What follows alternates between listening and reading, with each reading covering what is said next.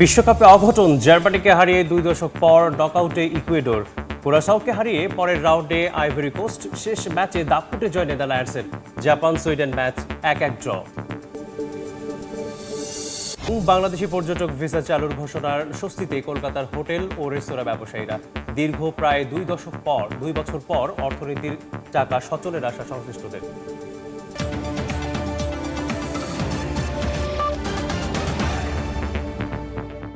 আন্তর্জাতিক সভার সঙ্গে আছি আমি মেসবাহুল আলিফ। শুরুতেই ফিফা বিশ্বকাপের খবর। বিশ্বকাপে অঘটনের জন্ম দিল ইকুয়েডর। ই গ্রুপে শেষ ম্যাচে পিছিয়ে পড়েও চারবারের বিশ্ব চ্যাম্পিয়ন জার্মানিকে ২-১ গোলে হারিয়ে রাউন্ড অফ 32-তে জায়গা করে নিয়েছে লাতিন অঞ্চলের দেশটি। জার্মানদের বিপক্ষে ইতিহাসে এটি তাদের প্রথম জয়। আর ২০ বছর পর নকআউট পর্বে ওঠে ইকুয়েডর। একই গ্রুপে কুরাসাওয়ের বিপক্ষে ২-০ গোলের জয় পেয়েছে আইভরি কোস্ট। গ্যালারি থেকে ডাকআউট, কোচ ফুটবলারদের চোখেও কান্না। চোখের এই জল হতাশা নয়, জার্মানিকে থামিয়ে ইকুয়েডরের ইতিহাস গড়ার আনন্দ আর এবারের বিশ্বকাপের অঘটন।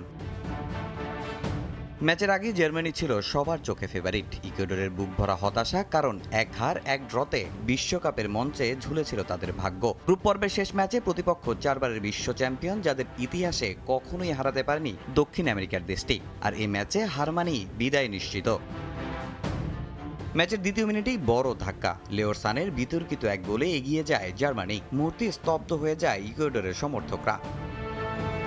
ডাগআউটে নীরব কান্না, গ্যালারিতে হতাশা, কিন্তু এই কান্নায় যেন রূপ নেয় অগ্নিকুণ্ডে। ইকুয়েডরের পাল্টা জবাব, আর সেটাই বদলে দেয় পুরো ম্যাচের গল্প। নিলসন অ্যাঙ্গুলোর এক অসাধারণ আক্রমণ শেষ হয় দুর্দান্ত এক শটে। জার্মান গোলরক্ষক ম্যানুয়েল নয়ার হাত দেওয়ার সুযোগটাই পাননি। মুহূর্তেই বদলে যায় দৃশ্যপট। কান্না থেমে গ্যালারিতে শুরু হয় বাঁধ ভাঙা উল্লাস। ১-১ সমতা ইকুয়েডর। আর অ্যাঙ্গুলোর এই গোলকে এবারের বিশ্বকাপে এখন পর্যন্ত অন্যতম সেরা গোলের একটি বললেও ভুল হবে না। এরপর ম্যাচ যত গড়িয়েছে ততই বেড়েছে ইকুয়েডরের আত্মবিশ্বাস। মাঝমাঠ, বলের নিয়ন্ত্রণ, আক্রমণ, সব মিলিয়ে জার্মানির ওপর চাপ বাড়তে থাকে। ৭৭ মিনিটেই লেখা হয় সেই অবিস্মরণীয় মুহূর্ত। কেভিন রদ্রিগেজের ফ্লিক থেকে গঞ্জালো প্লাটা বল পাঠান জালে। নিউ জার্সি স্টেডিয়াম কেঁপে ওঠে ইকুয়েডরের সমর্থকদের উচ্ছ্বাসে। শেষ বাঁশির পর দৃশ্যটা ছিল কান্না, বদলে গেছে ইতিহাস। ৩ ম্যাচে ৪ পয়েন্ট নিয়ে ইকুয়েডর পৌঁছে গেছে বিশ্বকাপের রাউন্ড অফ 32-তে আর লিখে ফেলেছে নিজেদের সবচেয়ে বড় অধ্যায়। ২০০৬ সালের পর ইতিহাসে দ্বিতীয়বারের মতো নকআউট পর্বে জায়গা করে নিল দেশটি। গ্রুপের আরেক ম্যাচে আইভরি কোস্টের প্রতিপক্ষ কুরাসাও প্রথমবারের মতো বিশ্বকাপে সুযোগ পেয়ে চমক দেখিয়েছে দেশটি। শেষ ম্যাচে নিকোলাস পেপের জোড়া গোলে ২-০ জয় তুলে ইতিহাস গড়ে রাউন্ড অফ 32-তে আইভরি কোস্ট। তবে ৬ পয়েন্ট পেলেও গোল ব্যবধানে জার্মানির চেয়ে পিছিয়ে থাকায় গ্রুপ রানার্স আপ হয়ে পরের রাউন্ডে খেলবে আইভরি কোস্ট। তামিম হোসেন, সময় সংবাদ। দাপুটে জয়ে গ্রুপ চ্যাম্পিয়ন হয়ে নকআউট পর্বে নেদারল্যান্ডস। কানসাস সিটি স্টেডিয়ামে তিউনিশিয়াকে ৩-১ গোলে হারিয়েছে ডাচরা। রাউন্ড অফ 32-তে প্রতিপক্ষ মরক্কো। এফ গ্রুপের আরেক ম্যাচে সুইডেনের সঙ্গে ১-১ গোলে ড্র করে গ্রুপ রানার্স আপ হয়ে পরের রাউন্ডে জাপান। নকআউট পর্বে এশিয়ার প্রতিনিধিদের প্রতিপক্ষ ৫ বারের বিশ্ব চ্যাম্পিয়ন ব্রাজিল। বিশ্বকাপের প্রথম ম্যাচেই জাপানের কাছে হোঁচট খেয়েছিল নেদারল্যান্ডস। পরের ম্যাচে অবশ্য দারুণভাবে ঘুরেও দাঁড়ায় ডাচরা। সেই জয়ের ধারা অব্যাহত রেখে এবার তিউনিশিয়াকেও উড়িয়ে দিল তারা। গ্রুপ পর্বে নিজেদের শেষ ম্যাচে কোনো পাত্তাই পায়নি আফ্রিকার দলটি। ম্যাচের শুরু থেকেই আক্রমণাত্মক ফুটবল খেলতে থাকে নেদারল্যান্ডস। এর ফলও আসে দ্রুত। যদিও ম্যাচের ৩ মিনিটে আত্মঘাতী গোলে এগিয়ে যায় ডাচরা। ডান দিক থেকে ডামফ্রিজের গোলমুখে বাড়ানো বল নিজেদের জালেই জড়িয়ে দেন তিউনিশিয়ার অধিনায়ক ইলিয়াস স্কিহিরি। ব্যবধান দ্বিগুণ হতেও বেশি সময় লাগেনি। ৭ম মিনিটে ফ্রি কিক থেকে বক্সে হেড করেন ফন ডাইক। ক্লিয়ার করার চেষ্টা করেও ব্যর্থ হন তিউনিশিয়ার ডিফেন্ডাররা। সেই সুযোগে জোরালো ভলিতে ঠিকানা খুঁজে নেন ব্রায়ান ব্রবি। প্রথমার্ধেই ২ গোলের লিড নিয়ে বিরতিতে যায় কোম্যানের শিষ্যরা। বিরতির পর ঘুরে দাঁড়াতে মরিয়া হয়ে ওঠে তিউনিশিয়া। তাদের সেই চেষ্টা সফল হয় ম্যাচের ৫৪ মিনিটে। হাজেম মাস্তুরির গোলে ব্যবধান ২-১ করে তিউনিশিয়া। ম্যাচের ৬২ মিনিটে ব্যবধান ৩-১ করেন ইয়ান পল হেকে। এরপর ম্যাচে ফেরার আর সুযোগ পায়নি তিউনিশিয়া। শেষ পর্যন্ত ৩-১ গোলের জয় নিয়ে মাঠ ছাড়ে নেদারল্যান্ডস। অন্যদিকে এফ গ্রুপের আরেক ম্যাচে সুইডেনের বিপক্ষে ১-১ গোলের ড্র করে গ্রুপ রানার্স আপ হয়ে নকআউট পর্বে পা রেখেছে জাপান। তবে শেষ ম্যাচ জিততে না পারলেও ৪ পয়েন্ট নিয়ে তৃতীয় স্থানে থেকে নকআউট পর্বে জায়গা করে নিয়েছে সুইডেন। রাউন্ড অফ 32-তে সুইডিশদের প্রতিপক্ষ হতে পারে ফ্রান্স। আর কোনো পয়েন্ট না পাওয়ায় গ্রুপ পর্ব থেকেই বিদায় নিয়েছে তিউনিশিয়া। আহমেদ হৃদয়, সময় সংবাদ। গ্রুপ চ্যাম্পিয়ন নিশ্চিত হয়ে যাওয়ায় জর্ডানের বিপক্ষে ম্যাচে অন্তত 5 পরিবর্তন নিয়ে মাঠে নামবে আর্জেন্টিনা। লিওনেল মেসির খেলা নিয়ে সংশয় তৈরি হলেও তিনি থাকছেন শুরুর একাদশে। তবে খেলবেন না মেদিনা, পারেদেস, ম্যাকঅ্যালিস্টার এবং ডিপল। এই ম্যাচে আর্জেন্টিনার হয়ে বিশ্বকাপে অভিষেক হতে পারে অন্তত 4 ফুটবলারের। যুক্তরাষ্ট্র থেকে আলবিচেলেস্তেদের খবর জানাচ্ছেন এসএম ইকবাল। গ্রুপ জে থেকে চ্যাম্পিয়ন হয়ে এরই মধ্যে বিশ্বকাপের নকআউট পর্ব অর্থাৎ রাউন্ড অফ 32 নিশ্চিত করেছে আর্জেন্টিনা। তাই জর্ডানের বিপক্ষে গ্রুপ পর্বের শেষ ম্যাচটা তাদের কাছে কেবলই আনুষ্ঠানিকতার। আর তাই জোরে সোরে উচ্চারিত হচ্ছে এই ম্যাচে অন্তত 5 থেকে 6টি পরিবর্তন নিয়ে মাঠে নামতে পারে আর্জেন্টিনা। সেই ক্ষেত্রে লিওনেল মেসির অবস্থান কি হবে? মেসি ভক্তদের জন্য সুখবর, জর্ডানের বিপক্ষে একেবারে শুরু থেকে আরও একটা মেসি ম্যাজিকের প্রত্যাশা চাইলে আপনারা করতে পারেন। ডিফেন্স লাইন অন্তত 2টি পরিবর্তন আসছে। গেল ম্যাচে ক্রিস্টিয়ান রোমেরো একটি চোট পেয়েছেন, তার জায়গায় জর্ডানের বিপক্ষে শুরুর একাদশে জায়গা পেয়ে যেতে পারেন মার্কো সেনেসিয়া। লেফট ব্যাক পজিশনে ভ্যালেন্টিন বার্কো সুযোগ পেয়ে যাচ্ছেন প্রথম ম্যাচ খেলার বিশ্বকাপের। ফাকুন্দো মেদিনা লাস্ট ম্যাচটা আর্জেন্টিনার হয়ে দুর্দান্ত পারফর্ম করলেও তিনি কিন্তু একটি হলুদ কার্ড কনসিড করেছেন। মিডফিল্ডের কেন্দ্রটা বলা যেতে পারে ম্যাকঅ্যালিস্টারকে ঘিরেই কিন্তু কেন্দ্রীভূত হয়েছে। তার রিকভারির জন্য এই ম্যাচটায় তাকে বিশ্রামে রাখতে চাই টিম ম্যানেজমেন্ট। তার জায়গায় সুযোগ পেতে পারেন প্যালাসিওস। রদ্রিগো ডি পলের জায়গায় জর্ডানের বিপক্ষে ম্যাচে খেলছেন উইলিয়ানো সিমিওনে, যিনি অ্যাটলেটিকো মাদ্রিদের হয়ে ঠিক এই পজিশনটায় দুর্দান্ত মৌসুম কাটিয়েছেন। একই সঙ্গে ফরওয়ার্ড লাইনেও একটি পরিবর্তন আসতে যাচ্ছে। হোসে ম্যানুয়েল লোপেজ, তার উপর আস্থা রাখতে চলেছে আর্জেন্টাইন টিম ম্যানেজমেন্ট। লিওনেল মেসির সঙ্গে তাকে পরীক্ষায় করে নিতে চায়, আসলে বাজিয়ে দেখতে চায়, যেহেতু এই ম্যাচটা আর্জেন্টিনার জন্য খুব বেশি একটা গুরুত্বপূর্ণ না। এরই মধ্যে আর্জেন্টিনা রাউন্ড অফ 32 নিশ্চিত করে ফেলেছে গ্রুপ চ্যাম্পিয়ন হয়ে, সুতরাং তাদের অন্য কোনো সমীকরণ নেই। তাই দলের কিছু গুরুত্বপূর্ণ ফুটবলারদের বিশ্রামে রেখে তাদেরকে পুরোপুরি ফিট করার জন্যই আর্জেন্টিনা কিন্তু জর্ডানের বিপক্ষে মাঠে নামতে চায়, যেখানে তাদের লক্ষ্য জয় তুলে নেওয়া। টিম ম্যানেজমেন্টের চিন্তা একটাই, গ্রুপ পর্বে যেভাবে আর্জেন্টিনা শুরু করেছে সেটার ধারাবাহিকতা যাতে নকআউট পর্বেও থাকে। এসএম ইকবাল, সময় সংবাদ, যুক্তরাষ্ট্র। জাপান, ভেনেজুয়েলা ও যুক্তরাষ্ট্রের ক্যালিফোর্নিয়া একদিনেই 3 দেশে শক্তিশালী ভূমিকম্প। সময়ের এত কাছাকাছি এসব ঘটনায় বিশ্বজুড়ে দেখা দিয়েছে প্রশ্ন, এগুলোর মধ্যে কি কোনো যোগসূত্র আছে? কোনো বৈশ্বিক ভূমিকম্প চক্র কি সক্রিয় হচ্ছে? তবে বিজ্ঞানীরা বলছেন ঘটনাগুলোর সময় মিলে গেলেও ভূতাত্ত্বিকভাবে এগুলো একে অপরের সঙ্গে সম্পর্কিত নয়। বুধবার ভেনেজুয়েলায় শক্তিশালী 2টি ভূমিকম্প আঘাত হানে। এতে প্রাণহানির পাশাপাশি ব্যাপক ক্ষয়ক্ষতি হয়। জাপানের উত্তর পূর্ব উপকূলে 6.9 মাত্রার ভূমিকম্প আঘাত হানে। যুক্তরাষ্ট্রের নর্দার্ন ক্যালিফোর্নিয়ার মেন্ডোসিনো কাউন্টিতে আঘাত হানে 5.6 মাত্রার ভূমিকম্প। স্বাভাবিকভাবেই এত অল্প সময়ের ব্যবধানে 3টি ভূমিকম্প বিশ্বজুড়ে কৌতূহল ও উদ্বেগের জন্ম দিয়েছে। সামাজিক মাধ্যমে অনেকেই প্রশ্ন তুলেছেন, এসব ভূমিকম্প কি কোনো বৈশ্বিক ভূতাত্ত্বিক পরিবর্তনের ইঙ্গিত? তবে বিজ্ঞানীরা বলছেন, সময়ের মিল থাকলেই ঘটনাগুলোর মধ্যে সম্পর্ক আছে এমন ধারণার কোনো বৈজ্ঞানিক ভিত্তি নেই। ক্যালটেকের সিসমোলজিস্ট লুসি জোনসের মতে, হাজার হাজার কিলোমিটার দূরে অবস্থিত পৃথক ফল্ট লাইনে সংঘটিত বড় ভূমিকম্প সাধারণত একে অপরকে পরিচালিত করে না। বিজ্ঞানীরা বলছেন, 3টি ভূমিকম্পই ঘটেছে সম্পূর্ণ ভিন্ন ভূতাত্ত্বিক পরিবেশে। জাপানের ভূমিকম্প হয়েছে প্রশান্ত মহাসাগরীয় অঞ্চলের জটিল প্লেট সীমান্তে। ভেনেজুয়েলা অবস্থিত ক্যারিবীয় ও দক্ষিণ আমেরিকান প্লেটের সংযোগস্থলে। আর ক্যালিফোর্নিয়ার ভূমিকম্পের উৎস সান আন্দ্রেয়াস ফল্ট ব্যবস্থার সঙ্গে সম্পর্কিত, অর্থাৎ প্রতিটি ঘটনায় সঞ্চিত টেকটনিক চাপ আলাদাভাবে মুক্ত হয়েছে। তবে ঘটনাগুলোর মধ্যে একটি মিল অবশ্যই রয়েছে, 3টিই পৃথিবীর সবচেয়ে সক্রিয় ভূমিকম্প প্রবণ অঞ্চলের অন্তর্ভুক্ত। বিশেষজ্ঞদের মতে এটি কোনো বৈশ্বিক চেইন রিয়াকশন নয়, বরং পৃথিবীর টেকটনিক প্লেটগুলোর স্বাভাবিক ও চলমান গতিশীলতারই প্রতিফলন। তাই আতঙ্ক নয়, বরং ঝুঁকিপূর্ণ অঞ্চলে দুর্যোগ প্রস্তুতি ও আগাম সতর্কতা ব্যবস্থার উপর গুরুত্ব দেওয়ার পরামর্শ দিচ্ছেন বিজ্ঞানীরা। রাইসা জান্নাত, সময় সংবাদ। ভেনেজুয়েলায় শক্তিশালী ভূমিকম্পের আঘাতে নতুন কোনো ঘটনা নয়। স্বাধীনতার পর থেকে একাধিক বড় ভূমিকম্পে প্রাণহানি, অবকাঠামোগত ক্ষতির সাক্ষী কারাকাস। বুধবারের কম্পনের পর আবারও সামনে এসেছে দেশটির ভূমিকম্প ঝুঁকির বাস্তবতা।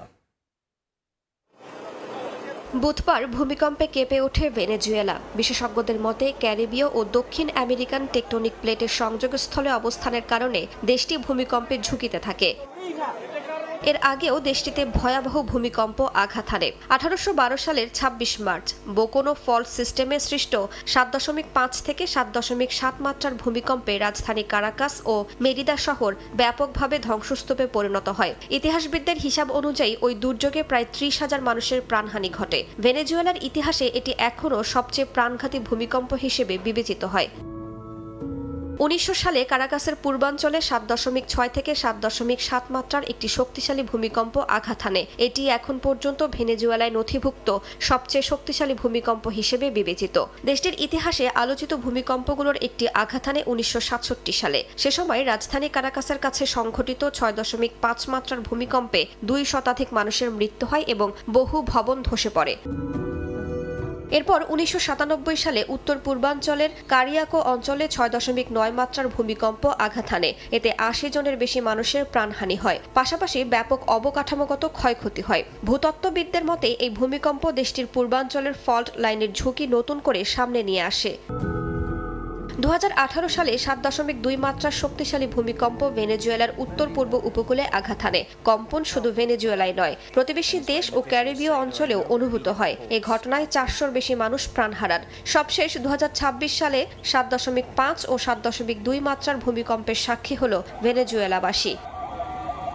বিশেষজ্ঞদের উদ্বেগ শুধু ভূমিকম্প নয়, দুর্যোগ মোকাবিলার সক্ষমতা নিয়েও। দীর্ঘদিনের অর্থনৈতিক সংকটে জর্জরিত ভেনেজুয়েলায় ওষুধের ঘাটতি, সীমিত চিকিৎসা সেবা এবং নিত্য প্রয়োজনীয় পণ্যের সংকট এখন বড় বাস্তবতা। অনেক হাসপাতাল প্রয়োজনীয় সরঞ্জামের অভাবে কার্যক্রম চালাতে হিমশিম খায়। এ পরিস্থিতিতে শক্তিশালী কোনো ভূমিকম্প বা প্রাকৃতিক দুর্যোগ দেখা দিলে উদ্ধার, চিকিৎসা ও পুনর্বাসন কার্যক্রমে বড় ধরনের চাপের মুখে পড়তে পারে বলে আশঙ্কা করা হচ্ছে। রাইসা জান্নাত, সময় সংবাদ। মার্কিন কারাগারে বন্দী থেকেও দেশবাসীর উদ্দেশ্যে ঐক্য ও সংহতির বার্তা দিয়েছেন ভেনেজুয়েলার সাবেক প্রেসিডেন্ট নিকোলাস মাদুরো। মাঠে নেমে ক্ষয়ক্ষতির চিত্র তুলে ধরেছেন তার ছেলে গুয়েরাও।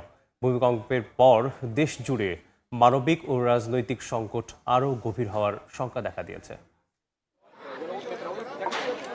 শক্তিশালী ভূমিকম্পে ধ্বংসযজ্ঞে পরিণত ভেনেজুয়েলা। এই পরিস্থিতিতে নিউ ইয়র্কে মার্কিন ফেডারেল হেফাজতে থাকা দেশটির সাবেক প্রেসিডেন্ট নিকোলাস মাদুরো দেশবাসীর উদ্দেশ্যে বার্তা দিয়েছেন। তার অফিসিয়াল টেলিগ্রাম চ্যানেলে প্রকাশিত বিবৃতিতে তিনি সর্বোচ্চ ঐক্য, সংহতি ও সম্মিলিত পদক্ষেপের আহ্বান জানান। শিশু, বয়স্ক, অসুস্থদের পাশে দাঁড়ানোর পাশাপাশি উদ্ধার ও চিকিৎসা কার্যক্রমে সহায়তার অনুরোধও করেন তিনি। সংকট কাটিয়ে উঠতে বিশ্বাস, শৃঙ্খলা ও জাতীয় সংহতির ওপর জোর দেন মাদুরো। এর আগে চলতি বছরের জানুয়ারিতে ভেনেজুয়েলা থেকে মাদুরো ও তার স্ত্রীকে জোরপূর্বক গ্রেপ্তার করে নিয়ে যায় ট্রাম্প প্রশাসন। এদিকে উদ্ধার তৎপরতায় অংশ নিয়ে ক্ষয়ক্ষতির প্রাথমিক চিত্র তুলে ধরেছেন মাদুরোর ছেলে নিকোলাস মাদুরো গুয়েরা। তিনি জানান, সান বার্নার্ডিনো, পিন্টো সালিনাস ও এল পারাইসো এলাকার পাশাপাশি ও বারোতা পৌরসভাতেও ক্ষয়ক্ষতি হয়েছে। লা গুয়াইরা ও ফ্যালকন রাজ্যেও উল্লেখযোগ্যভাবে ক্ষতিগ্রস্ত হয়েছে বলে জানান গুয়েরা। ভেনেজুয়েলার স্বরাষ্ট্রমন্ত্রী দিওসদাদো ক্যাবেলোও দেশ জুড়ে ব্যাপক ক্ষয়ক্ষতির কথা স্বীকার করেছেন। তবে ক্ষতির প্রকৃত পরিমাণ নির্ধারণে আরও সময় লাগবে বলে জানিয়েছেন তিনি। দেশটিতে চলমান রাজনৈতিক অস্থিরতার মধ্যেই ভূমিকম্প নতুন করে সরকারের উপর চাপ তৈরি করতে পারে বলে জানিয়েছেন বিশ্লেষকরা। নাদিম মারজান, সময় সংবাদ। যুক্তরাষ্ট্রের নর্দার্ন ক্যালিফোর্নিয়ায় 5.6 মাত্রার ভূমিকম্প আঘাত এনেছে। বুধবার স্থানীয় সময় সকাল 8:10 ক্যালিফোর্নিয়ার মেন্ডোসিনো কাউন্টিতে ভূমিকম্প অনুভূত হয় বলে জানিয়েছে যুক্তরাষ্ট্রের ভূতাত্ত্বিক জরিপ সংস্থা USGS। এর কেন্দ্রস্থল ছিল ইউলিটসের উত্তর পশ্চিমে প্রায় 12 কিলোমিটার দূরে। কর্তৃপক্ষ জানিয়েছে এখন পর্যন্ত বড় ধরনের ক্ষয়ক্ষতি বা হতাহতের খবর পাওয়া যায়নি। 1940 সালের পর এই অঞ্চলটিতে এটি সবচেয়ে শক্তিশালী ভূমিকম্প বলে উল্লেখ করা হয়েছে। হরমুজ প্রণালী ঘিরে আবারও বাড়ছে কূটনৈতিক ও নিরাপত্তা সংকট। ইরান যুক্তরাষ্ট্র উত্তেজনা কমাতে নতুন যোগাযোগ চ্যানেল চালুর দাবি করছে ওয়াশিংটন। আবার ভবিষ্যৎ ব্যবস্থাপনা নিয়ে আলোচনা চালিয়ে যাওয়ার ঘোষণা দিয়েছে ইরান, ওমান। তবে নির্ধারিত রুট অনুসরণ না করলে কোনো জাহাজ নিরাপত্তার নিশ্চয়তা পাবে না বলে হুঁশিয়ারি দিয়েছে পারস্য উপসাগর প্রণালী কর্তৃপক্ষ। এরই মধ্যে ওমান উপকূলের কাছে সিঙ্গাপুরের পতাকাবাহী একটি জাহাজে হামলার ঘটনা নতুন উদ্বেগ তৈরি করেছে। হরমুজ প্রণালীর ভবিষ্যৎ পরিচালনা নিয়ে আলোচনা শুরু করেছে ইরান ও ওমান। মাস্কাট জানিয়েছে, নৌ পরিচালনা, সামুদ্রিক সেবা ও নিরাপদ চলাচল নিশ্চিত করতে যৌথভাবে কাজ করবে দুই দেশ। তবে নিজেদের জলসীমায় সার্বভৌম অধিকার বজায় রাখার বিষয়টিও স্পষ্ট করেছে তেহরান ও মাস্কাট। আলোচনার মধ্যেই হরমুজে জাহাজ চলাচল নিয়ে কঠোর অবস্থান নিয়েছে ইরান। পারস্য উপসাগর প্রণালী কর্তৃপক্ষ জানিয়েছে, নির্ধারিত ও অনুমোদিত পথ অনুসরণ না করলে কোনো জাহাজ নিরাপত্তার নিশ্চয়তা পাবে না। এমনকি ঝুঁকিপূর্ণ রুট বেছে নিলে সম্ভাব্য ক্ষয়ক্ষতির দায় সংশ্লিষ্ট জাহাজ মালিক ও পরিচালনাকারীর উপর বর্তাবে বলেও সতর্ক করা হয়েছে। একই সঙ্গে ওমানের নতুন জাহাজ চলাচল রুট নিয়েও আপত্তি জানিয়েছে ইরানের ইসলামী বিপ্লবী গার্ড IRGC। এর মধ্যেই ওমান উপকূলের কাছে সিঙ্গাপুরের পতাকাবাহী একটি জাহাজে হামলার ঘটনা নতুন করে উদ্বেগ তৈরি করেছে। ঘটনার পর জাতিসংঘের আন্তর্জাতিক সামুদ্রিক সংস্থা IMO হরমুজ অঞ্চল থেকে আটকে থাকা জাহাজটিকে সরিয়ে নেয়ার পরিকল্পনা সাময়িক স্থগিত করে। নিরাপত্তা পরিস্থিতি পর্যালোচনার পর পরবর্তী সিদ্ধান্ত নেওয়া হবে বলেও জানিয়েছে সংস্থাটি। এদিকে ইরান যুক্তরাষ্ট্র উত্তেজনা কমাতে নতুন যোগাযোগ চ্যানেল চালুর দাবি করেছে ওয়াশিংটন। মার্কিন ভাইস প্রেসিডেন্ট জেডি ভ্যান্স জানান, IRGC ও মার্কিন সেন্ট্রাল কমান্ডের প্রতিনিধিদের মধ্যে আলোচনার মাধ্যমে বিরোধ কমানোর চেষ্টা করা হবে। তবে মার্কো রুবিও সতর্ক করে বলেছেন, হরমুজে ইরানের কোনো একতরফা পদক্ষেপ বা ট্রানজিট ফি আরোপ পরিস্থিতিকে আরও জটিল করে তুলতে পারে। হরমুজে ইরানের কোনো একতরফা পদক্ষেপ বা ট্রানজিট ফি আরোপ পরিস্থিতিকে আরও জটিল করে তুলতে পারে। নাসরিন রুমি, সময় সংবাদ। আশুরা পালনে প্রস্তুত ইরান, তবে সংঘাতের কারণে এবার ধর্মীয় আবেগের পাশাপাশি উঠে এসেছে যুক্তরাষ্ট্রের সঙ্গে আলোচনার বিষয়টিও। জাতীয় নিরাপত্তা ও ভবিষ্যৎ নিয়ে উদ্বেগের প্রতিফলন দেখা গেছে তেহরানের আয়োজনে।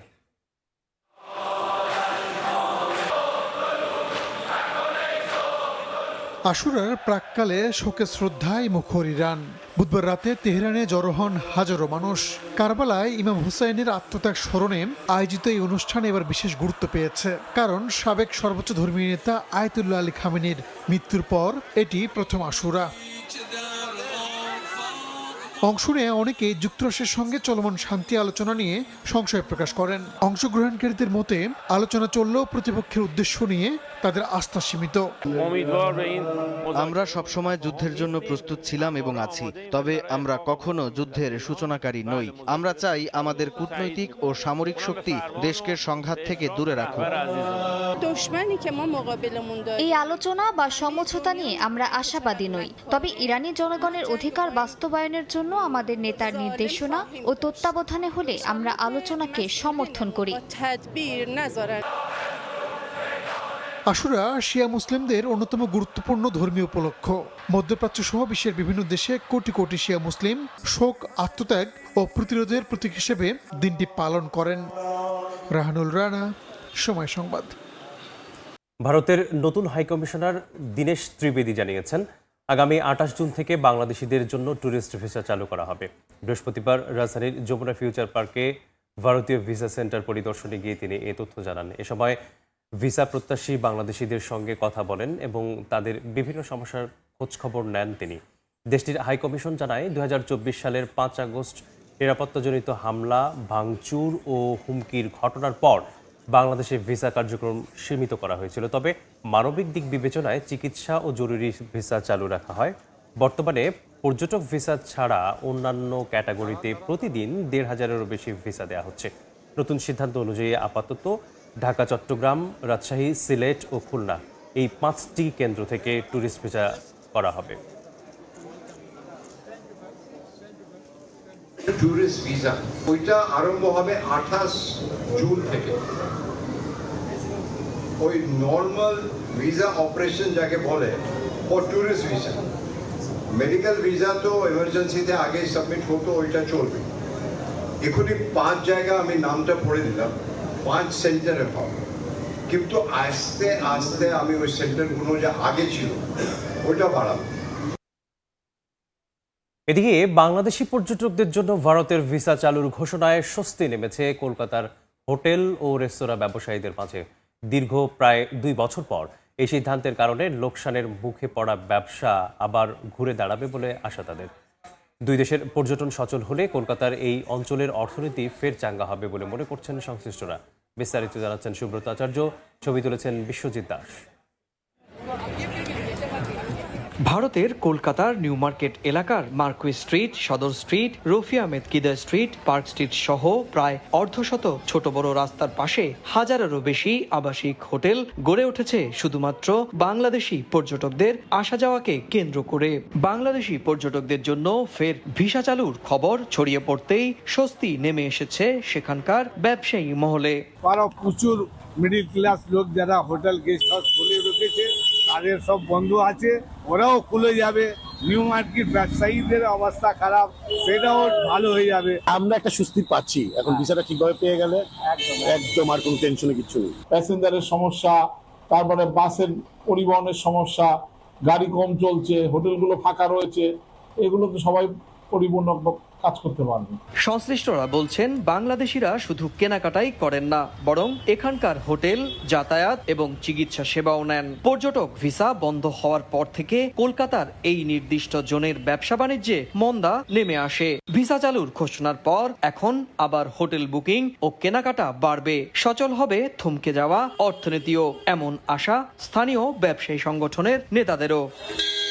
ভারত সরকারের পরিসংখ্যান বলছে 2023 সালে ভারতে আসা বিদেশি পর্যটকদের মধ্যে বাংলাদেশি পর্যটকরাই শীর্ষে ছিলেন। সেবার প্রায় 22 লাখ বাংলাদেশি পর্যটক এসেছিলেন ভারতে, যা রেকর্ড। এরপর 2024 সাল থেকেই সেই সংখ্যা কমতে থাকে। সবশেষ 2025 সালে বাংলাদেশি পর্যটকদের সংখ্যা নেমে দাঁড়ায় মাত্র 4.5 লাখে। এতে কলকাতার বাংলাদেশি পর্যটক নির্ভর ব্যবসা বাণিজ্য মারাত্মকভাবে ক্ষতিগ্রস্ত হচ্ছিল। সুব্রত আচার্য, সময় সংবাদ, ভারত। ভারতের পারমাণবিক বিদ্যুৎ খাতে বড় বিনিয়োগ পরিকল্পনা ঘোষণা করেছে আদানি গ্রুপ। 2035 সালের মধ্যে 10 গিগাওয়াট উৎপাদন সক্ষমতা গড়ে তোলার লক্ষ্য নিয়েছে প্রতিষ্ঠানটি। বর্তমানে প্রায় 8 গিগাওয়াট সক্ষমতার এই খাতকে 2047 সালের মধ্যে 100 গিগাওয়াটে উন্নীত করার পরিকল্পনা রয়েছে ভারতের। ভারতের পারমাণবিক বিদ্যুৎ খাতে প্রবেশের পরিকল্পনা ঘোষণা করেছে আদানি গ্রুপ। প্রতিষ্ঠানটি জানিয়েছে 2035 সালের মধ্যে 10 গিগাওয়াট পারমাণবিক বিদ্যুৎ উৎপাদন সক্ষমতা গড়ে তোলার লক্ষ্য রয়েছে তাদের। বর্তমানে ভারতে প্রায় 8 গিগাওয়াট পারমাণবিক বিদ্যুৎ উৎপাদনের সক্ষমতা রয়েছে। দেশটি 2047 সালের মধ্যে এ সক্ষমতা 100 গিগাওয়াটে উন্নীত করার লক্ষ্য নির্ধারণ করেছে। এ কারণে গেল বছর পারমাণবিক বিদ্যুৎ উৎপাদন খাত বেসরকারি ও বিদেশি প্রতিষ্ঠানের জন্য উন্মুক্ত করা হয়। 1.1 মিলিয়ন। এ লক্ষ্যে আদানি গ্রুপের বার্ষিক সাধারণ সভায় প্রতিষ্ঠানটির চেয়ারম্যান গৌতম আদানি বলেন, প্রকল্পগুলোর জন্য জমি এরই মধ্যে চিহ্নিত করা হয়েছে। 2030 সালের মধ্যে 3 গিগাওয়াট ডাটা সেন্টার সক্ষমতা গড়ে তোলার কাজ নির্ধারিত সময়সূচি অনুযায়ী এগোচ্ছে। পাশাপাশি প্রাকৃতিক গ্যাসের ক্রমবর্ধমান চাহিদা মেটাতে পাইপলাইন ভিত্তিক গ্যাস প্রকল্প সম্প্রসারণ করা হচ্ছে। অন্তরা সেন, সময় সংবাদ। ভারতের কলকাতায় 2 ঘন্টার ঝোড়ো বৃষ্টিতে আবারও জলাবদ্ধতা তৈরি হয়েছে। বজ্রবিদ্যুৎ সহ দফায় দফায় এই বৃষ্টিতে শহরের বিভিন্ন গুরুত্বপূর্ণ রাস্তা, হাসপাতাল চত্বর, এমনকি বিধানসভার ভেতরেও পানি জমে যায়। সবচেয়ে খারাপ অবস্থা তৈরি হয় আরজি কর মেডিকেল কলেজ ও হাসপাতালে। সেখানে চিকিৎসা কেন্দ্রের ভেতরেই পানি ঢুকে পড়েছে। একই অবস্থা দেখা গেছে এসএসকে হাসপাতালেও, তবে সেখানে এরই মধ্যে পাম্প বসিয়ে জমে থাকা পানি সরানোর কাজ শুরু করেছে কর্তৃপক্ষ। এদিকে ট্রাফিক কন্ট্রোল জানিয়েছে শহরের অন্তত 10টি গুরুত্বপূর্ণ জায়গায় পানি জমে থাকায় গাড়ি চলাচল অনেক ধীর গতিতে চলছে। কলকাতার পার্শ্ববর্তী পূর্ব মেদিনীপুর এবং পূর্ব বর্ধমানে লাল সতর্কতা এবং পশ্চিম মেদিনীপুর ও ঝাড়গ্রামে হলুদ সতর্কতা জারি করেছে আবহাওয়া দপ্তর।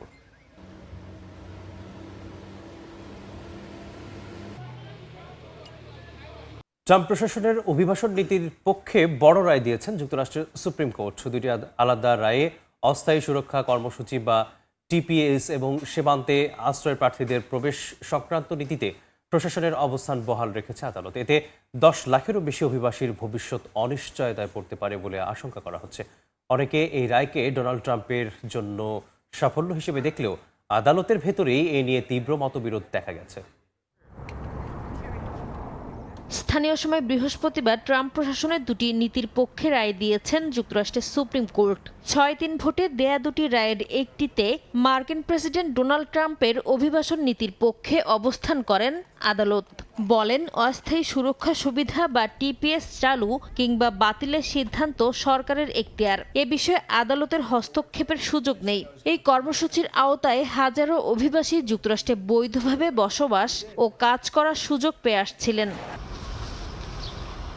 গণমাধ্যমের তথ্য অনুযায়ী রায়ের কারণে প্রায় 3.5 লাখ হাইতিয়ান ও 6,000 সিরীয় নাগরিকের যুক্তরাষ্ট্রে থাকার আইনি সুরক্ষা ঝুঁকির মুখে পড়তে পারে। ট্রাম্প প্রশাসন এরই মধ্যে হাইতি, সিরিয়া ও ভেনেজুয়েলা সহ 13টি দেশের টিপিএস সুবিধা বাতিলের উদ্যোগ নিয়েছে। মার্কিন প্রেসিডেন্টের এই সিদ্ধান্তের পেছনে বর্ণবাদী মনোভাব কাজ করেছে বলে অভিযোগ করে আসছিলেন হাইতিয়ানরা। তবে সুপ্রিম কোর্টের সংখ্যাগরিষ্ঠ বিচারকরা সেটি গ্রহণ করেননি। আরেকটি রায়ে সীমান্তে আশ্রয় প্রার্থীদের প্রবেশ নিয়ন্ত্রণে ব্যবহৃত মিটারিং নীতিকে বৈধতা দিয়েছেন আদালত। এই নীতির আওতায় সীমান্তে পৌঁছানো সবাইকে সঙ্গে সঙ্গে আশ্রয়ের আবেদন করার সুযোগ দেয়া হয় না। এ রায়ের ফলে অনেক অভিবাসীকে যুক্তরাষ্ট্রের ভূখণ্ডে প্রবেশের আগেই ফিরিয়ে দেওয়ার সুযোগ থাকবে। ট্রাম্পের প্রথম মেয়াদে চালু হওয়া এই নীতি পরে বাতিল করেছিলেন সাবেক প্রেসিডেন্ট জো বাইডেন। তবে রায়ের বিরোধিতা করেছেন উদারপন্থী বিচারকরা। বিচারপতি সোনিয়া সোটোমায়ের সতর্ক করে বলেছেন, এর ফলে আরও মানুষ ঝুঁকিপূর্ণ পথে সীমান্ত অতিক্রমের চেষ্টা করতে পারে। অভিবাসী অধিকার সংগঠনগুলোর আশঙ্কা, টিপিএস সুবিধা হারালে শুধু অভিবাসীরাই নয়, যুক্তরাষ্ট্রের শ্রমবাজার ও অর্থনীতিও চাপের মুখে পড়বে। নাসরিন রুমি, সময় সংবাদ। মার্কিন প্রেসিডেন্টদের দর্শনার্থী কক্ষের যাতায়াতকারী অতিথিদের ঐতিহাসিক মুহূর্তগুলো এবার সর্বসাধারণের সামনে আনা হয়েছে। প্রখ্যাত মার্কিন চিত্রশিল্পী নরম্যান রকওয়েলের দুর্লভ স্কেচগুলো সম্প্রতি নিলাম থেকে কিনে নিয়েছে হোয়াইট হাউস হিস্টোরিক্যাল অ্যাসোসিয়েশন। দীর্ঘকাল ওয়েস্ট উইংয়ের শোভা বর্ধন করা এই ঐতিহাসিক নিদর্শনগুলো 2027 সালের জুন পর্যন্ত ডিজিটাল প্রযুক্তির সাহায্যে প্রদর্শিত হচ্ছে। হোয়াইট হাউসে ওভাল অফিসে যুক্তরাষ্ট্রের প্রেসিডেন্টের সঙ্গে সাক্ষাতের আগে যে কক্ষে গুরুত্বপূর্ণ ব্যক্তিরা সময় কাটাতেন, সেই স্থানকেই জীবন্ত করে তুলেছিলেন মার্কিন চিত্রশিল্পী নরম্যান রকওয়েল, যেখানে ফুটে উঠেছে প্রেসিডেন্ট ফ্রাঙ্কলিন ডি রুজভেল্টের সময়কার ওয়েস্ট উইংয়ের দর্শনার্থী কক্ষের দৃশ্য।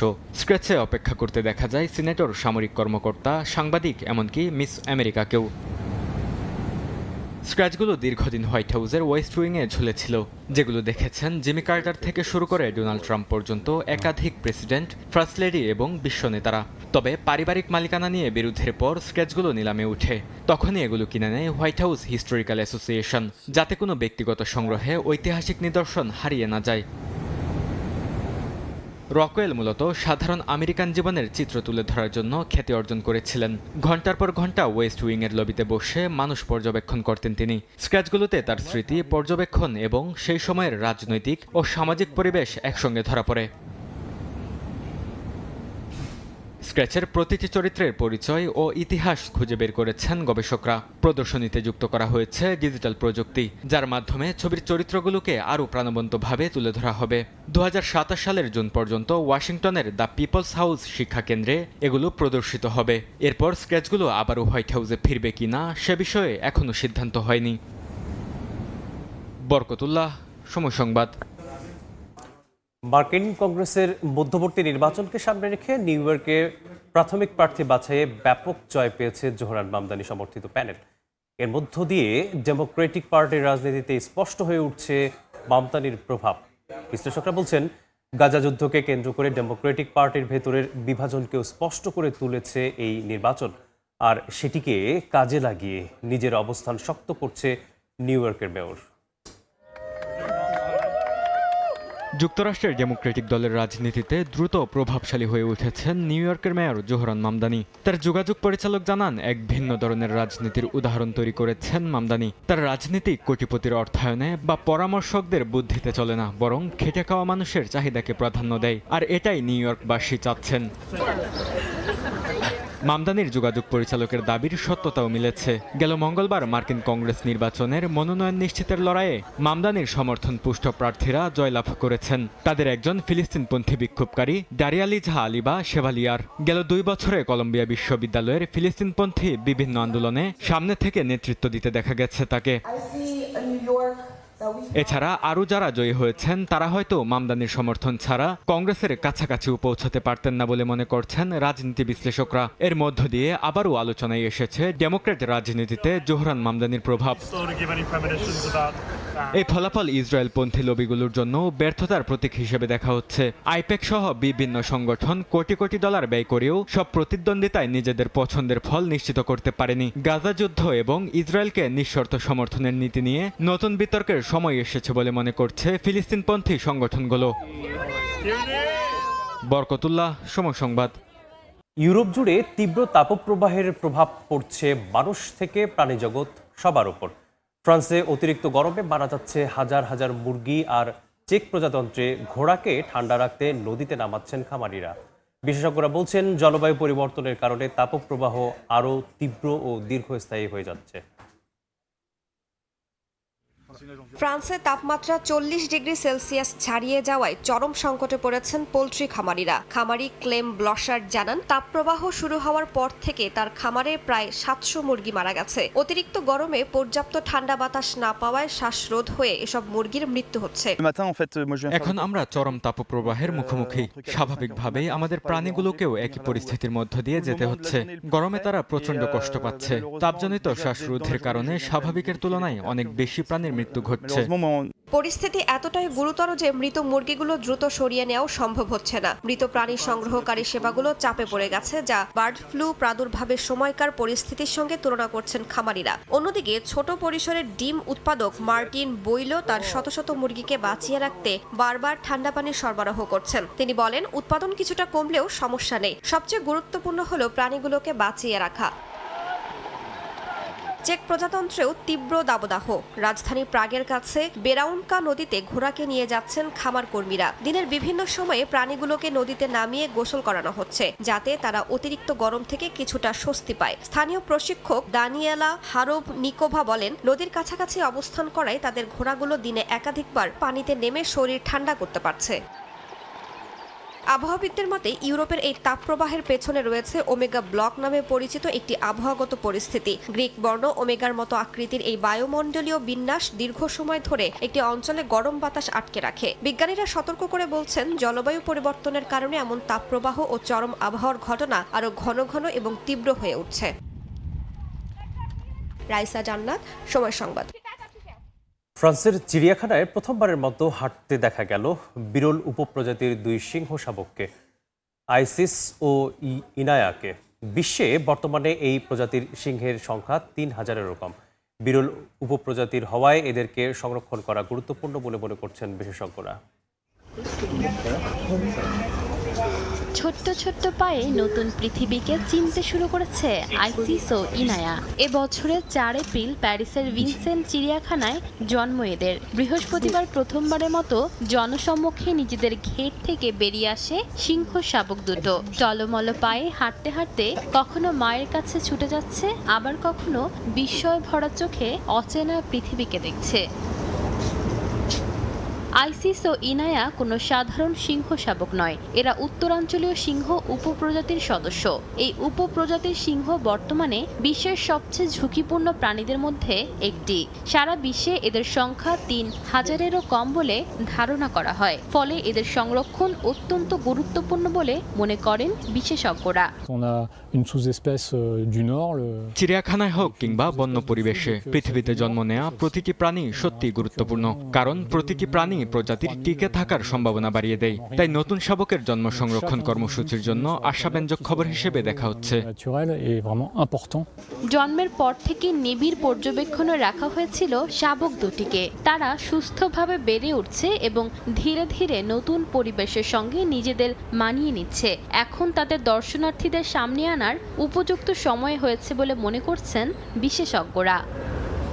ইশিতা আক্তার, সময় সংবাদ। আন্তর্জাতিক সময়ের শীর্ষ সংবাদগুলো জানিয়ে দিচ্ছি আরেকবার। বিশ্বকাপে অঘটন, জার্মানিকে হারিয়ে 2 দশক পর নকআউটে ইকুয়েডর। কুরাসাওকে হারিয়ে পরের রাউন্ডে আইভরি কোস্ট। শেষ ম্যাচে দাপুটে জয় নেদারল্যান্ডসের। Japan Sweden draw 1-1।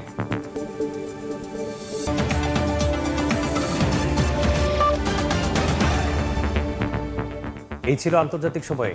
দর্শক, বিশ্বকাপ ফুটবলের মহাযজ্ঞ সরাসরি সম্প্রচার করছে সময় টেলিভিশন। দেখতে চোখ রাখুন সময়ের পর্দায়। এরপর সকাল 10টার সময় সংবাদের সঙ্গে থাকবেন সাবরিনা মজুমদার। মেজবা, ধন্যবাদ আপনাকে। সকাল 10টার সময় সংবাদ নিয়ে আসছে কিছুক্ষণ পর, সঙ্গেই থাকুন সময়ের।